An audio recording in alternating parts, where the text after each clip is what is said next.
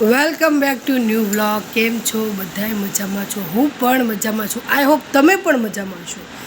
તો સવારના વાગી ગયા છે 11:11 5 મિનિટની વાર છે. નેન્સી બાયણું બંધ કરી દેજે. તો આ ચાંદલો જતો નથી. અમે ગયા હતા કાલે લાંભા, ત્યારે ચાંદલો કરેલો છે. નેન્સી નહીં છે. નેન્સી બધાય તો જય શ્રી કૃષ્ણ. થોડી બાતે લેકે આના, જય શ્રી કૃષ્ણ. જય શ્રી કૃષ્ણ. જય શ્રી કૃષ્ણ.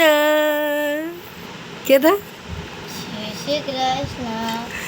તો ધ્રુવીબેન ખાય છે ભાખરી અને ચા અને જોડે ઘી, અને જો દહીંનું દળવા મૂકી દીધું છે. મેં તમને પાછળ દેખાતું હશે. અને ધ્રુવીબેન ખાવા બે ગયા છે. ઉઠ્યા છે આજે મોડા, કેમ કે કાલે મને નેન્સીએ ધ્રુવે બે કીધું કે મમ્મી આજે મને સુવા દેજે, એટલા માટે. શું કરી રહ્યા છો?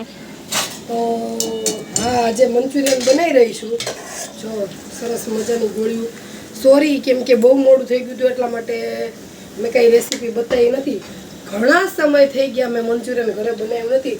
આજે મને મોકો મળ્યો જ, મેં કીધું હાલો બનાવી નાખ્યું. મોડું થઈ ગયું હતું તો કાંઈ વાંધો નહીં, મેં કીધું મંચુરિયન આપણે બનાવી નાખ્યું. આજે મારા સાસુ આવ્યા હતા તો 8 સાડા 8 વાગે 8 સાડા 8 વાગે એ ગયા. પછી ફટાફટ તૈયાર કર્યું તો અત્યારે વાગી ગયા છે 9. એટલે જો ફટાફટ બધું બનાવવા માંડી છું. તો મંચુરિયનની ગોળીઓ થઈ ગઈ છે તૈયાર. હવે ધીમે ધીમે હવે થોડુંક બીજી વખત બીજો ઘણવો થશે. બીજી વખત બનાવીશ તો ચોક્કસ હું તમને હું એનું જે છે રેસીપી આપીશ. સોરી, હું આ ફેર નથી આપી શકી, કેમ કે બેકગ્રાઉન્ડમાં બહુ અવાજ આવે છે પચક પચક કરીને. ધ્રુવીબેન રિહાઈ ગયા છે, કેમ કે મંચુરિયન એનું ફેવરેટ જ છે. પણ હમણાંથી મેં આજ બપોરે તમને કહેવા માંગતી હતી ને, પણ કહેવાય ન શકાણી, કેમ કે ધ્રુવી એવી એમ કહે છે કે મારે લસણ ડુંગળી વગરનું ખાવું છે. મેં કીધું બેન મારે નખાઈ ગયું છે હવે ભૂલમાંથી, તો કે મારે હવે લાલાને ભોગ ધરવો છે માધવને.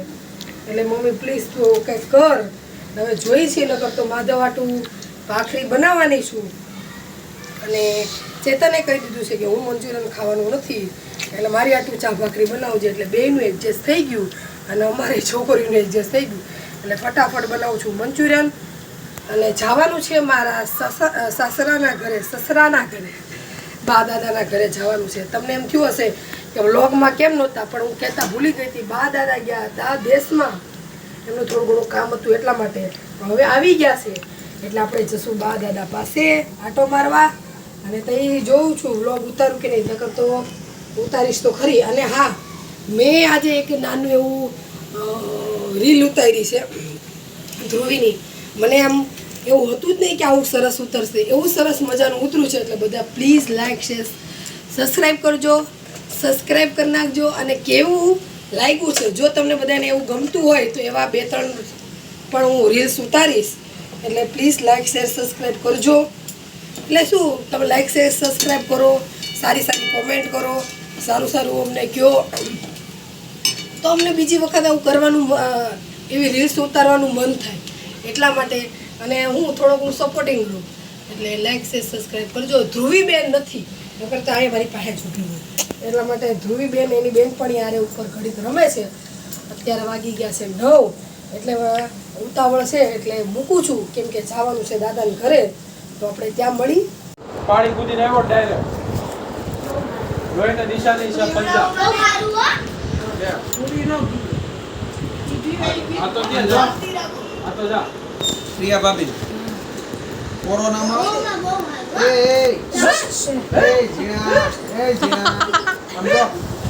કોરોનામાં ભગતની ઘેરે એક તો ગરમી એવી પડે, ઓલું કુલર, કોઈ એમ કે દાદા બીમાર છે. કુલર હતું ને અમારું કુલર, ઓલું સેમ્પોનીનું કુલર હતું ને, ડબલ બેડની ચાદર ચારે ખૂણે નાખી દઉં. સિલાઈ મશીન થી છે ને કટકા જોડી ચોરસ આખું કર્યું હતું મચ્છરદાની જેવું. ખાલી આ કુલર જાય ને એટલી જગ્યા રાખવાની, બધા ખૂણો ઊંચો કરીને અંદર કરી દેવાનું. હું ફ્રીજ ધર્મન બધા પછી આમ બંધ કરી એવો પવન આવે ને તમારે એસી જેવો.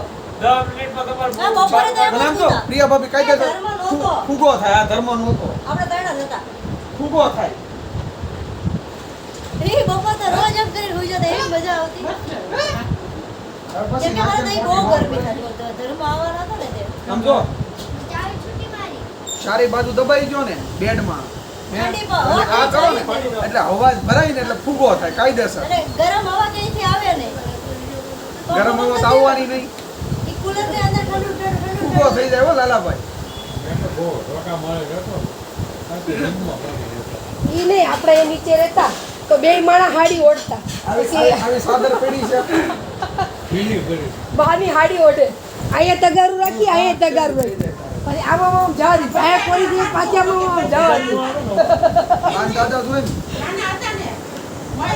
ડબલ બેડ તમે કેવો અહીંયા ઊંધી હતી આખું ટી-શર્ટ ઢીલું કરી નીચે પાણીમાં આખું બોડી જરા નીચે ઉભેલી